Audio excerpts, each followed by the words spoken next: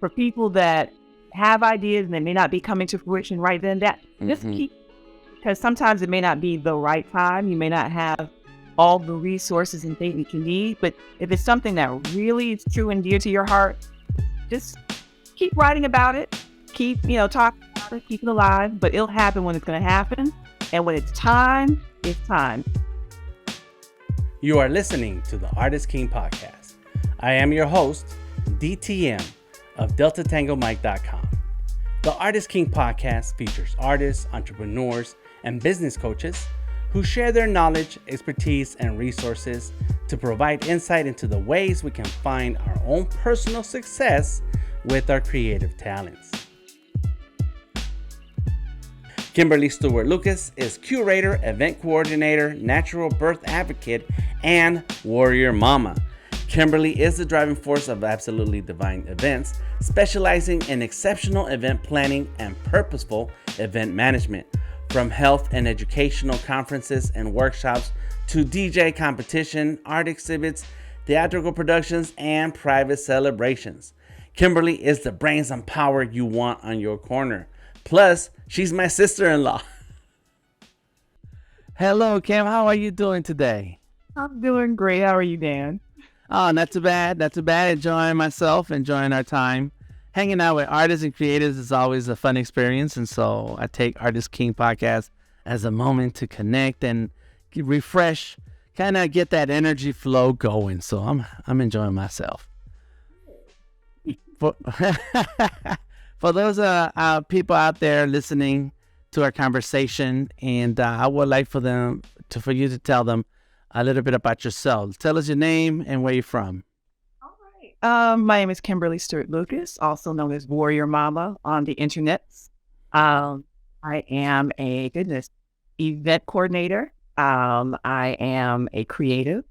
I'm a wife and a mother of 3, and also do training and in my 9-to-5 life with child abuse prevention work.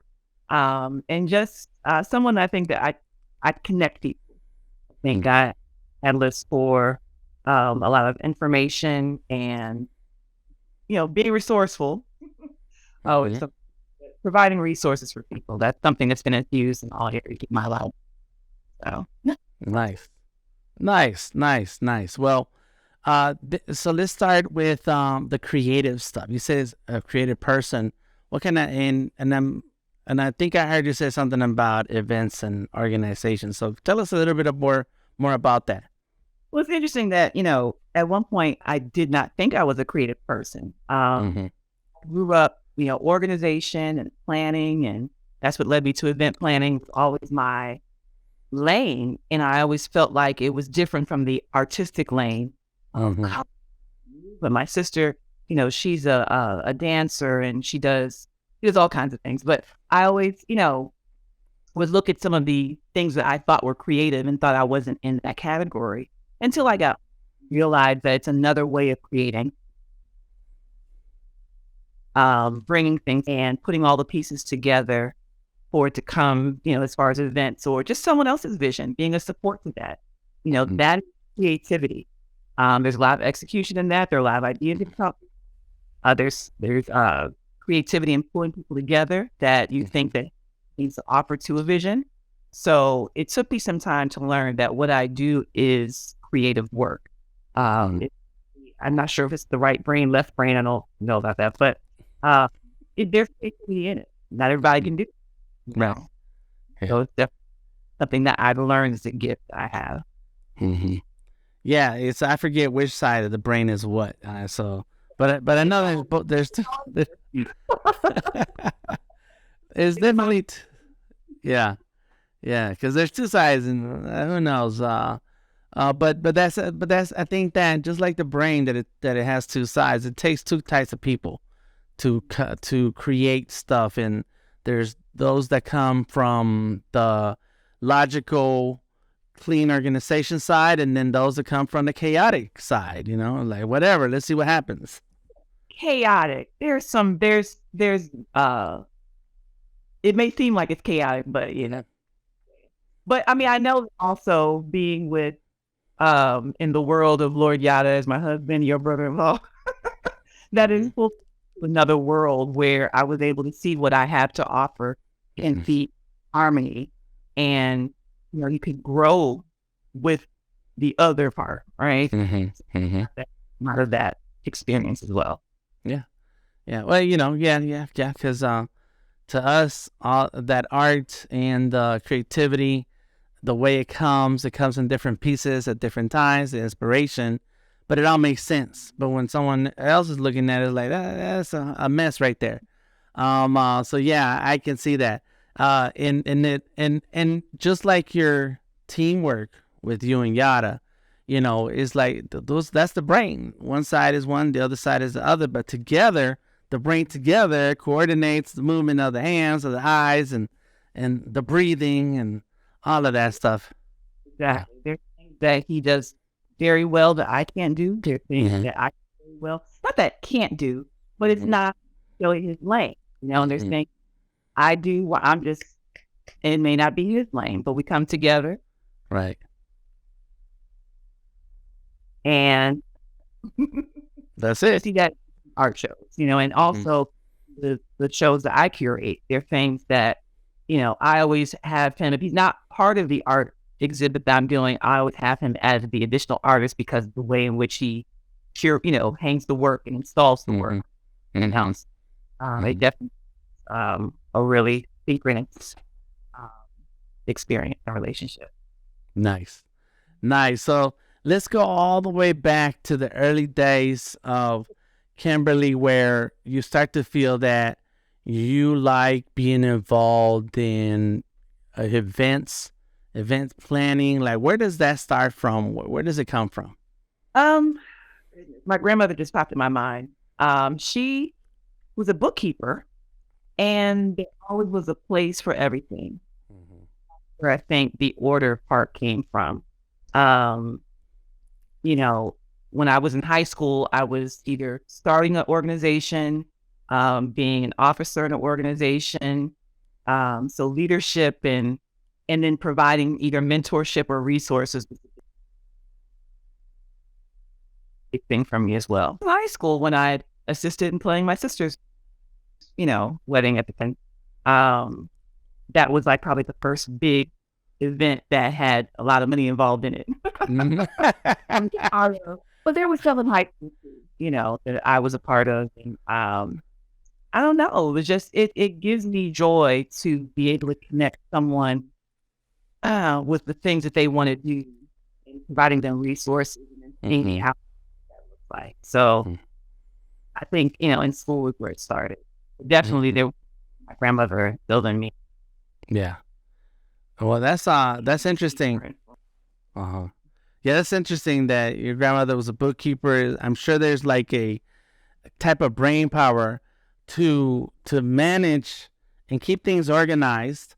That somehow the energy is so great that it gets passed on just by hanging around.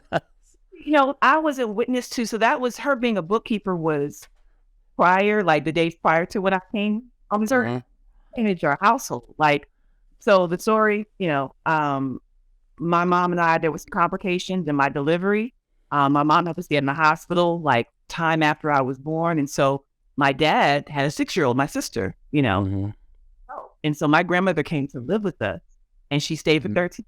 She managed our household. Wow. I mean, she manages. So I was able to witness, that's why I witnessed her organization probably with us. Looking, her profession before, but her manage our family. Wow.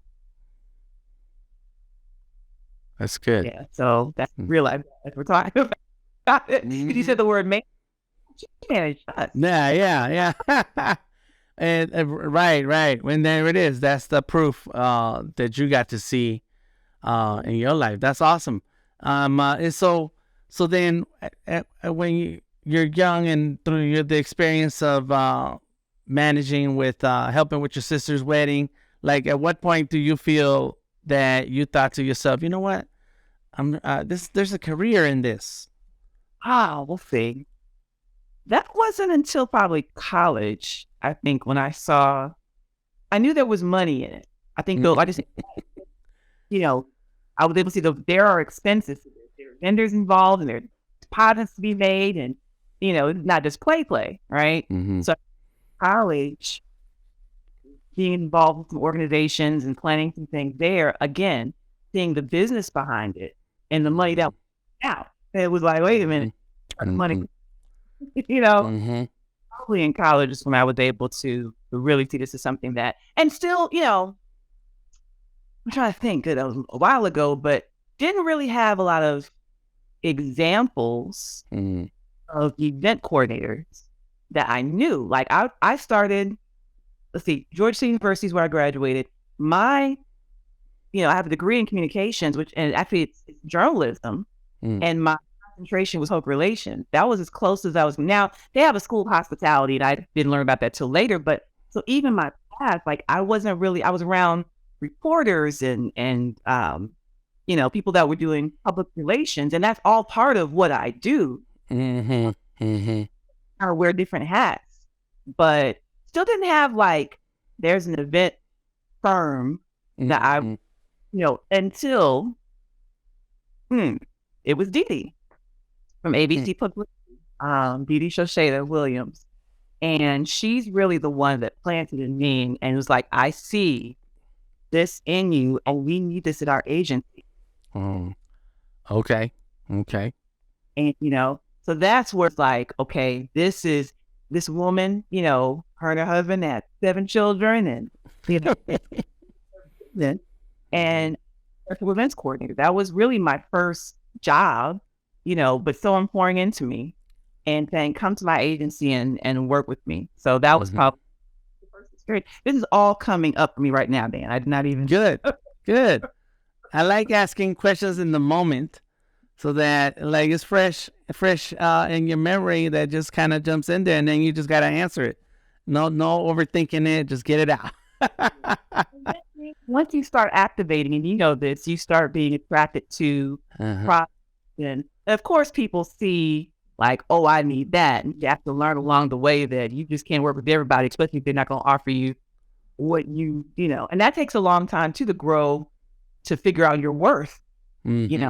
A lot of times, I'll attach myself and still, have that right to do that, to pour into someone's vision. But, sometimes people just want to take, and you have to learn the boundaries. But, but being attracted to like projects, things that I was interested in, or I am interested in, those things start coming to you, along the way, working with different productions. And, it was just because I was showing up, in the way and the things I wanted to do, things that I was attracted to were showing up as well. Right. And so what are those things? What is it that you're attracted to? What is it that you enjoy working with and on those events or planning? Well, Black women's health, I think was another big event that I did when I was, this is my 20th, my goodness, working with Mila My Nation, on women's health. It was on uterine fibroids. It was a symposium we did at Georgia State University on women's fibroids and just different modalities to healing. And it was something that she was experiencing at the time. We met at Georgia State University and we became really good friends. And she knew my gifts as far as being an event planner. And so we came together and we did this awesome symposium. We had vendors, we had speakers, all kinds of things. But women's health, I would say, and our voice, and that shows up in different ways, whether it be through, digital doulas that you produce, Soul Sisters Juke Joint, the shows that we, I used to be part of that, the marketing and then, doing event coordinating with that. Goodness, Needle to the Record, DJ competition I used to do. So I'll say this, women's health, arts, those are the things that bring that, provide the spark, Right. And so, but it took, going to school, having a mentor like Dee Dee to get you into the market to try out different things. I'm pretty sure there were some times when there was an event or something that you had to work on and you're like, You know, and until you do it, you won't know that that's not for you. What you want to do, what you don't want to do, but you have to constantly do it. I mean, you do. Sometimes, I mean, outright, I don't want to, 'cause I look at, and the way I market myself now is very different because I have a 9 to 5. And so I'm in hibernation phase right now. And fall like fourth quarter, I'm to the races. But, whether I am, like I said, providing services and support someone else's vision, but it has to align. It has to be something that I have a passion for. I cannot see my putting in effort and energy for something that is just not uplifting, or you're not. I want people to walk away feeling good, feeling inspired, feeling. So if that's not there, I will be part of it because you're not going to get my best. And what's the point of doing if I'm not going to even put the effort of my? So it has to be something in alignment with, making you feel good. Yeah. And so okay. Around the world like that. Yeah, that was a question that he asked. I thought I answered it. Yes, you did. And, I think I'm going to keep touching on it because it's really about, with the Artist King and our focus in empowering artists is not the path of the artist. It's the path of a person who's finding their way to follow their passion, to carve their way in a journey that gives them fulfillment. And so whatever that may be, the questions are always going to be the same. I'm going to ask you the same questions I ask this artist and that artist and yada and everybody else. But there's always going to lead us to a place where, yes, you always do what you can with what you got. And as you learn, you make adjustments. But eventually, if you do it long enough, you get to a point where, like you just said a second ago, and you kind of did answer the question, like, if it's not interesting to me, I'm not touching it. I don't care. I'm not doing that, But that where it has to make it good, like it has to speak, because I just don't have the bandwidth for certain things anymore, And plus you want, like you said, you want to give your all and 100%. And that means that it has to align with your values, with your likes and dislikes, and what you want to see in this world, versus just cashing a check, because that's what was happening right now, and we're trying to catch on to the next trend and the next trend, and so on. So we're good. I will repeat my question if I feel like you're dodging me. Don't worry. So let's go into the past few years, and you started to produce some art shows, and in sharing a picture out of a magazine. That's one of the shows that I remember, the most recent, but the Reclamation Project. But I'm sure that there was some time leading up to that where you was already thinking about how these events benefit you. What do you get out of it? So tell us about that. So the Reclamation Project, that was the first exhibit was March 24, 2018. But that had been going on the like 2 years prior, as far as the ideas, as far as it's all pieces, coming together. So for people that have ideas and they may not be coming to fruition right then, that just keep, because sometimes it may not be the right time. You may not have all the resources and things you need, but if it's something that really is true and dear to your heart, just keep writing about it, keep, talking about it, keep it alive, but it'll happen when it's going to happen. And when it's time, it's time. So, my father was the consummate collector of Players magazine. It's like the Black man's Playboy.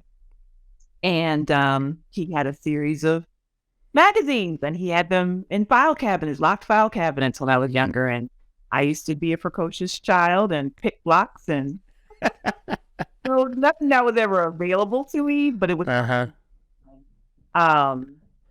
these were Black women who just had really beautiful natural body, and I used to think, oh, this is something that maybe when I get older, I look like this. It wasn't something that was just, let's say, hey, don't want to knock people. But anyway, it was just, I thought it's beauty, right? Okay. Mm-hmm. So I got older, my dad, he passed in July 2018, so he was able to come to the first exhibit, but he was moving, and I just found his magazines in the closet. I was like, Daddy, what are you doing with these? Mm-hmm. And he was like, he wasn't keeping up with them. So I was like, let me take these. A friend of ours had scanned them some years ago, put them on a CD.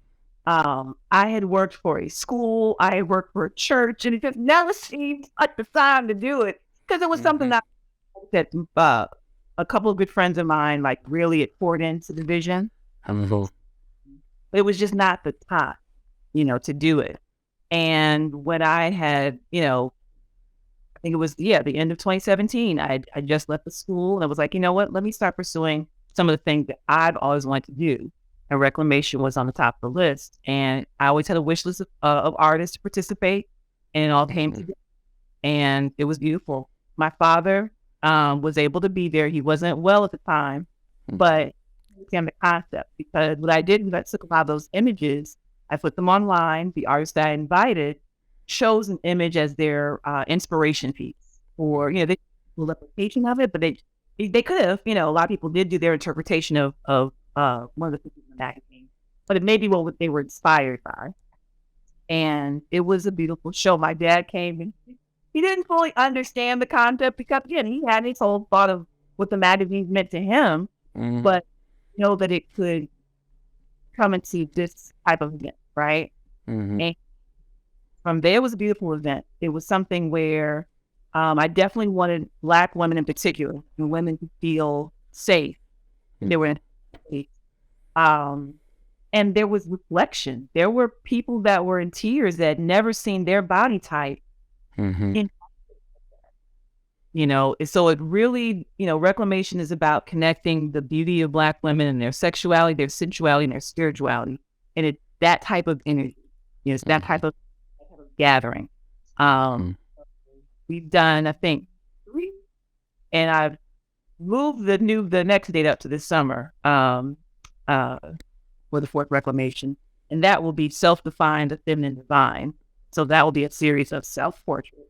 And I'm go back up to men, because the last show was just all women, and that was an amazing experience. And then were you in the first one, or you were in the second? I think I was on the second one. First exchange, yeah. That was the 29th. Yeah. 2021 was the last event. But yeah, it's a beautiful experience, and everyone just needs something more. And just even for the artists, particularly the women, the men have experiences as well, because of upbringing and maybe their relationship to the magazine and the images. But for the women, I just know it's just a different experience. Yeah. It's feeling, it's very personal. It's a special type of event. Yeah, that's awesome. And I think that is the title of it says it all. Reclamation. Is that is that you need to reclaim, whether it's self-love, beauty, worth, whatever it is that you're going through there. It's a process. Sometimes that work and reflecting on things that you're going through. And I'm not an artist in the sense of painting. I have painted, but that's not where my canvas are venues. My canvas room, or maybe a production scheduling. So in the way in which certain things come out, it comes out different for people, and they show up differently. They reclaim things. And then the process, that was also, over the years, I'd seen you all do shows back at Vantage Point, Yada do shows, at Far City. And so I've always been a part of, that kind of behind the scenes. And, that's where that logistical side comes in, the details, putting all, and it's something doing a group show. It is something like, I don't know how Maya does those City of Ink shows. 60, 70 people. I think the max I've worked with is like maybe 33. And that's there's 33 different artists. Yeah. Different personalities. Yeah. 3 different ways. Yeah. You know, will show up. So, but it's definitely an awesome experience. And so let's talk about that part, the lessons learned along the way, because you mentioned Maya's show, which is coming up their anniversary, in City of Ink, and it's like, but I think he can handle it because he got a team. There's a team of folks there, A team is very much necessary sometimes. And when I used to do the group art shows, I've hung as many as 110 or 120 paintings in a couple of days. I've hung shows for others. I got paid for it too, and we had to spend all night doing it. We're hanging. I did that a couple of times. Man, I called every artist I know who I feel has coordination for banging a nail on a wall.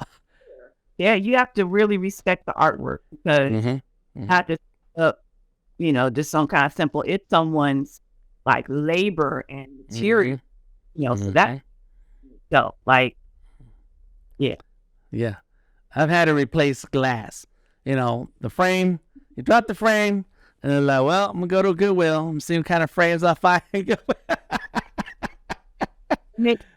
Yeah, but that's a gift in itself. But yeah, you're right. A team like that is something, and y'all just charged me with it because I did a show, or we did a show. Tracy Aguinar and I did the show Art of the Times, and that was a beautiful.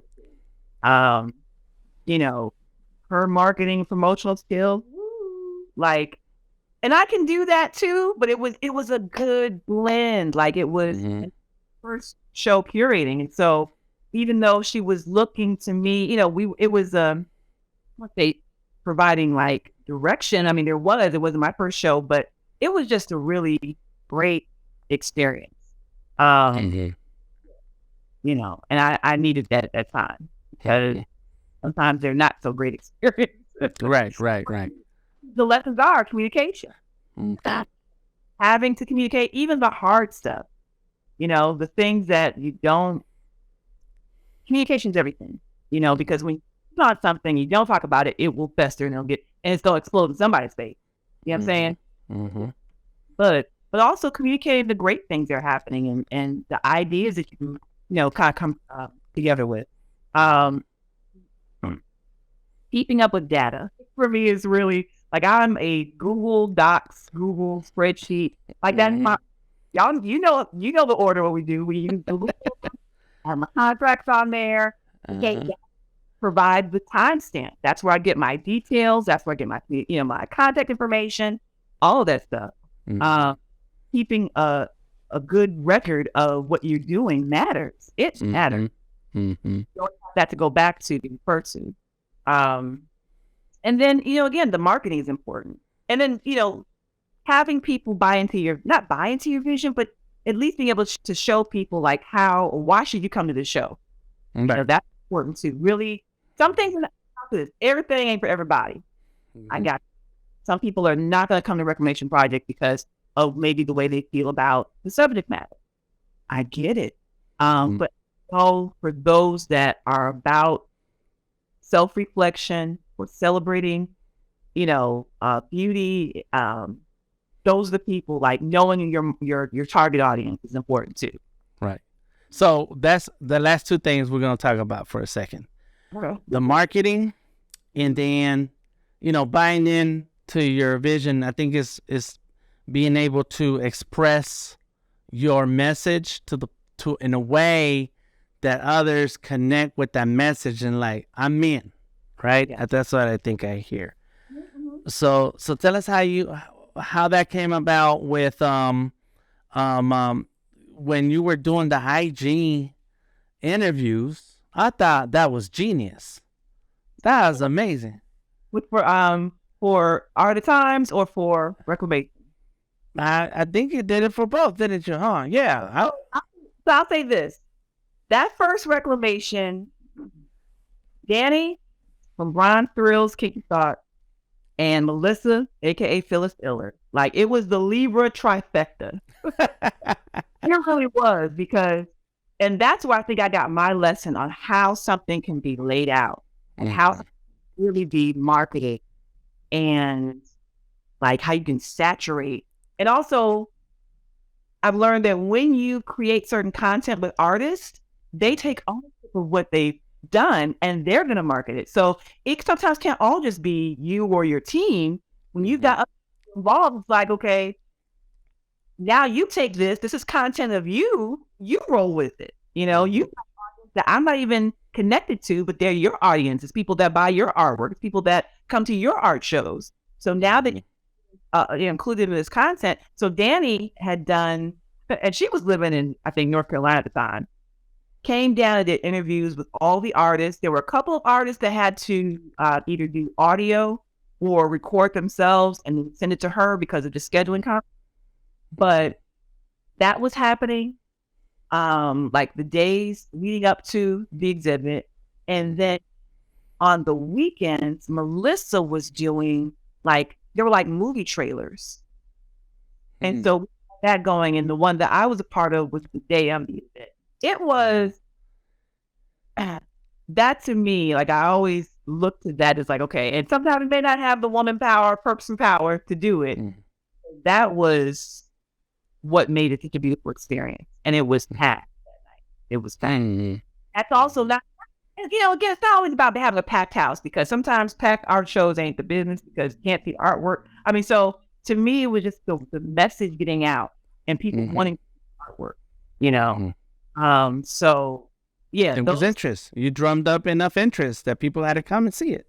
And again, there were so many people involved. They have their audiences. So now it's about people that may know what I do, but the people that know what they do.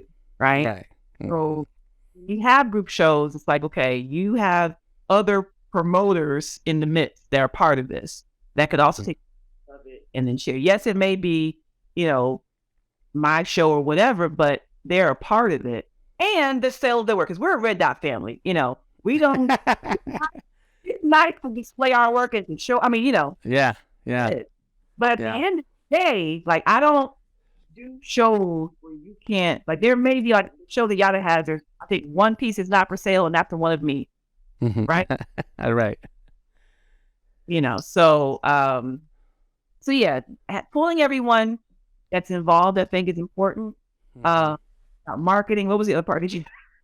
the story, you know, the story, then getting the message out to the point where that's where, because of the marketing, you set up a marketing process where you brought the artist to share their message, you know, that then draws the engagement online, but then draws the people to the show itself.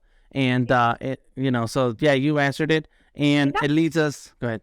Not just the show. Like, I just thought about it extends the shelf life of like the brand. It helps to, and because those things still live on, you know, your platforms, whatever. But you know, I go back and I like, what they call it on Instagram. You can pin to the comment, whatever. Like those still live on, and it may just, of course, you want people to come and be aware of that event, but it's also about the brand as a whole too. So those types of videos and content, you know, like, you know, that someone may do a search and may come across it years from now. We did those. Let's see, I think for 2021, I had done interviews with people, and and you know, those things live on YouTube.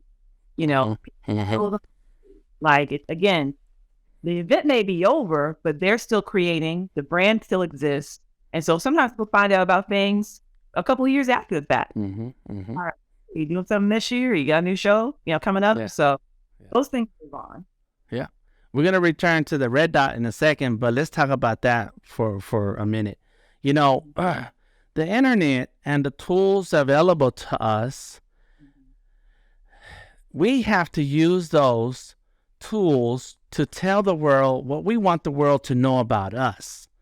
So, and it's true, it lives on. These streams, the the interviews, the stories, the Instagram stories and shorts, all of that lives on. And so someday in the future, an artist is having a conversation with somebody, and then as they walk away, they leave a card or something, and that somebody says, well, let me see how true what this person is saying is. And so then they do a quick search, and yes, the results will show up and will back up the internet's links, and results will back up what the artist just finished saying. And so that's not going to happen by itself. No one is going to grab the artist out their house and be like, I heard you draw. Right? We heard. Would you hear that? Unless you are the one laying the groundwork for the message that then is going to back up what you have to say, and there's proof. So yeah, to me, like, that is one big important part that you don't want to miss out on, and the tools are there. Man, think about, I've moved into, even though birth work, I didn't even talk about that. I doulas, but it's something that I still am passionate about, and will provide resources to some extent. But I kind of moved away from that. But Dish with the Doulas, that web series, there were 2 seasons. So, we worked on season 1 together, and then COVID now was doing, via Zoom. But those conversations are rich. And so it is on YouTube where people that, need some additional support or just want to hear conversation about natural and home birth can go to that. And it's there. There is a reason. It's not something that I'm pursuing and doing right now, but it's a series that's out there that has like relevant meaning today. There's some things that, but having babies ain't gonna go away. So, that, Yeah. support and the encouragement that people need, it's there. Mm-hmm. Yeah. That's one of the reasons why when I do live streams is like, I want that video to stay online, because half the time is an insider's conversation, but there are some hits in there. There are some words that you don't know where someone is in their life, that they come across your content and it just hits them. And you're like, oh snap. Mm-hmm. Mm-hmm. Yeah. I don't want to waste any content. I want it all out there. Okay, so back to the red dot. That's one of the reasons why we slow down with the art shows ourselves. Because, and of course, I have an artist mentor, W, who's got great advice all the time too. And but conversations with him and seeing his experience and how he does his shows is like, you either do a show where everything is paid for and people kind of have fun, or you do a show where people come and have fun, but you're looking for collectors to come and get this artwork, because artists are putting in work into this artwork, and it deserves to be collected. It deserves for someone else to appreciate it. And so unless you have red dots on the pieces, then you're really kind of just hanging out, and I don't like doing that. I don't want to give artists a false hope. And I just had a discussion about this, and which is why I posted something on Facebook yesterday. But it's like art shows at one level, they're a place for artists to feel safe and comfortable to share, but at another level it's been taken at another level. Organizations have taken it to mean, oh, we're gonna put you on, like somebody might want to buy this, and so then artists get this hype, invest in themselves, they invest in their art materials, they invest in time, and they think they're investing in themselves only to be used, only for the art to be used as background for a festival, for an event of some kind. And it's like, no.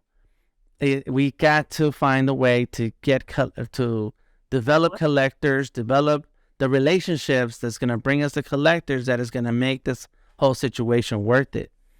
So I'm glad you brought that up. We used to talk about that, how it was like, we used to have art shows and it would be other artists that would attend, and that's great. But, and not saying that artists can't be collectors. Right. Like, okay, who are we wanting to really target? Like, we're trying to sell these pieces. And not saying, again, that artists can't afford or anything like that.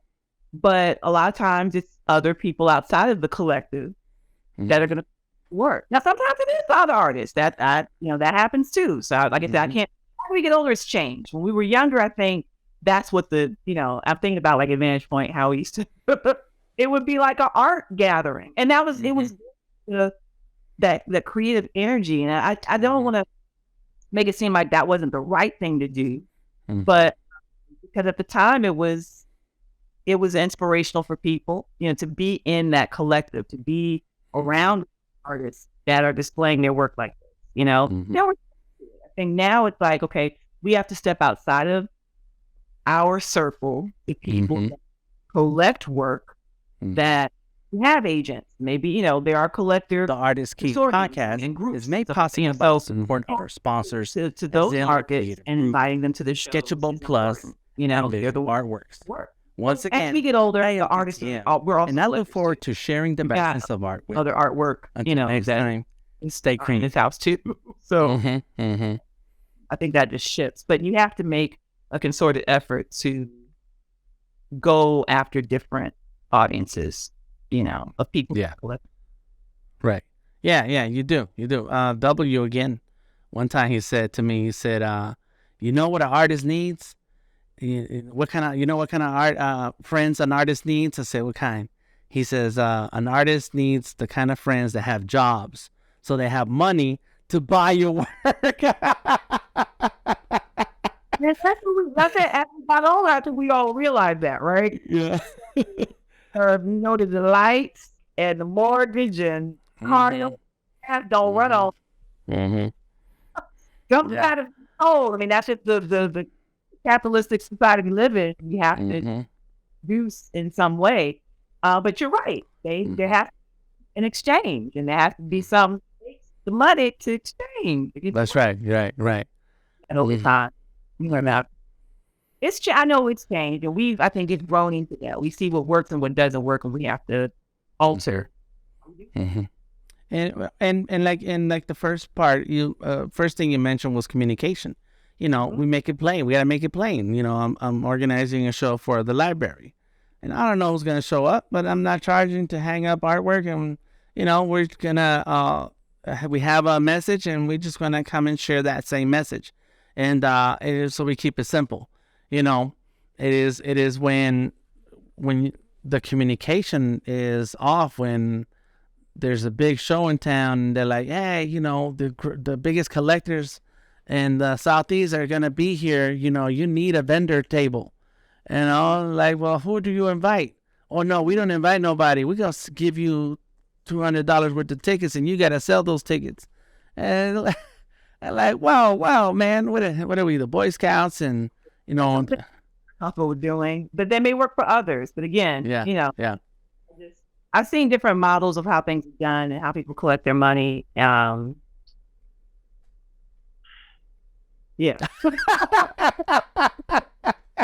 Well, and I'm saying is communicate.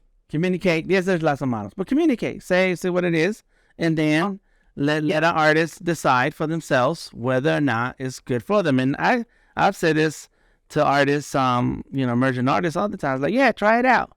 You need to try different things. See what that's like. Here, but see, we're at an age, we tried it out. Mm-hmm.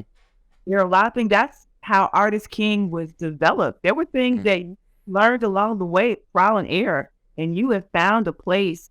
And you're the way you're self-taught. I always use an example of sitting self-taught. Like, you want to know something, you learn how to do it. But it takes some time and experience to get to this platform, to develop the kind of platform that you have.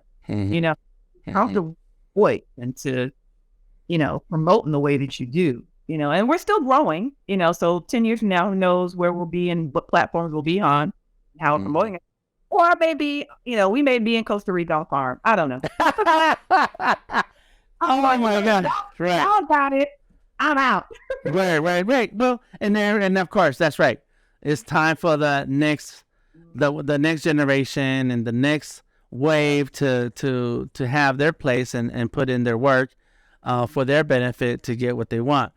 Costa Rica, I was just shared a screenshot of the Costa Rica, and there's a place in Costa Rica called Daniel Flores. My whole name, it's a town in Costa Rica. Yes, my whole name. Wow. Yeah, like it's calling you, like literally. That's right. And looking for me. I'm like, oh snap. So Wow. so you may have said something right there with that.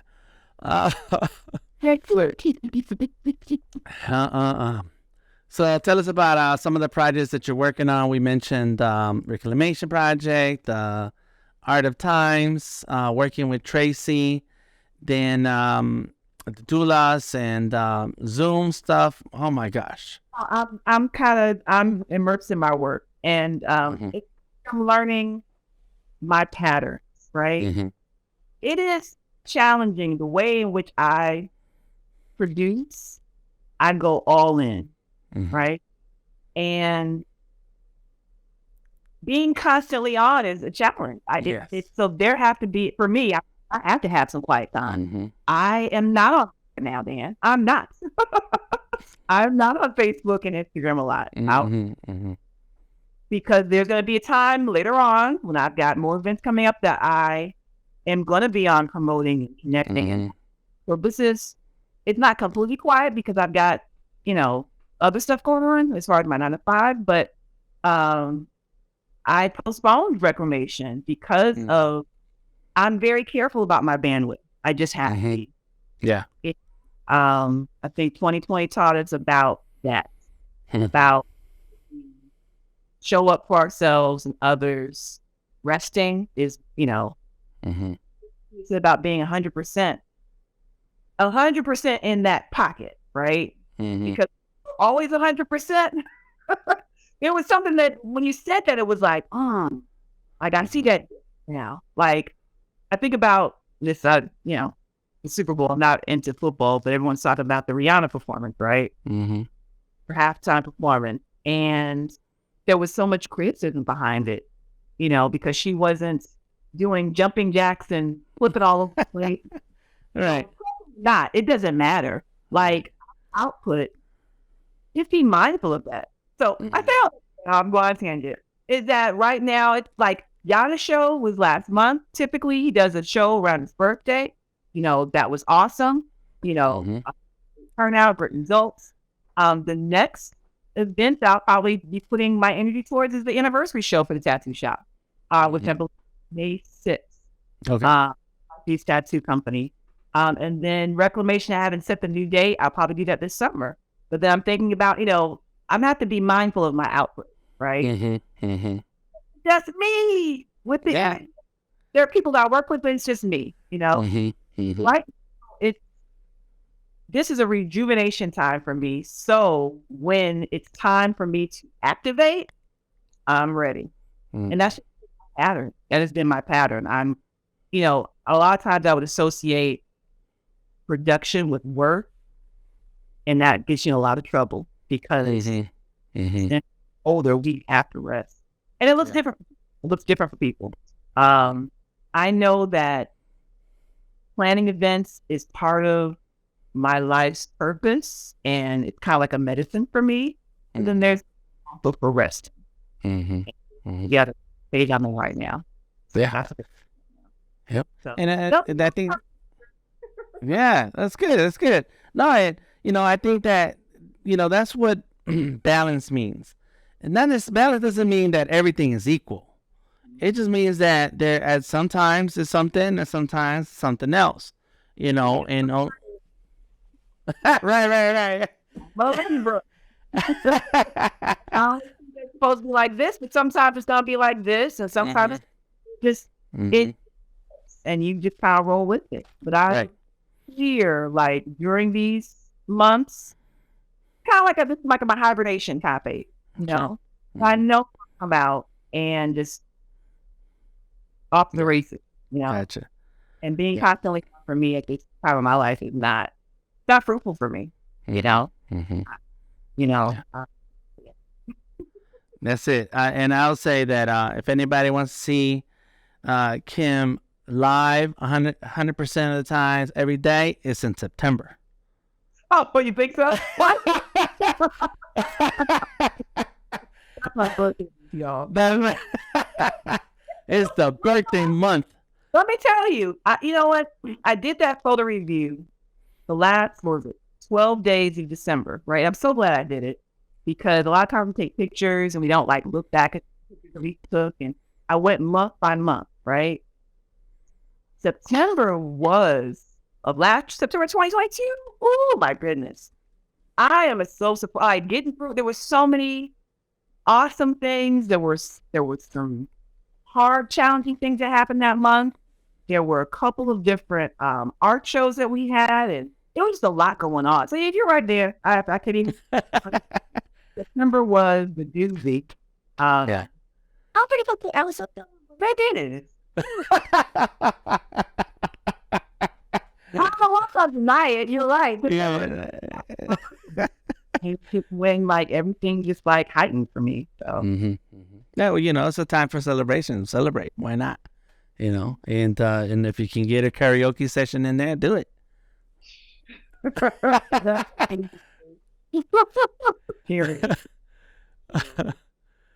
Well, I want to thank you for your time today. It's a great conversation hanging out with you and listening to some insights as to the whatever side of the brain it is, that opposite of where most of the time I spend myself. A lot in the art brain. There you go. Because it takes all those parts to make moves forward, and so appreciate having you around and working with you and seeing your work is amazing, and I just want you guys to keep me included. That's it. That's so lovely. When you asked me to be a guest, I was like, what do you want me to talk about? I'm still like, I see the guests that you have on, and I guess I'm still in that phase of, seeing what I produce as art, right? Mm-hmm. Right. Art I've gotten past, but to call it art, it is art. Mm-hmm. That's right. Ask me to be art. And it's a passion. It's a following of your passion, following of what inspires you, and making sure that you feel happy and fulfilled in the things you're doing. So that all is in itself is the creative path. Uh-huh. All right. AV's legacy of what we do. That's right. Well, thank you very much. I appreciate your time with us today, and we will talk soon. All righty. The Artist King podcast is made possible by the support of our sponsors, Azalea Creative Group, Sketchable Plus, and Visual Artworks. Once again, I am DTM, and I look forward to sharing the business of art with you. Until next time, stay creative.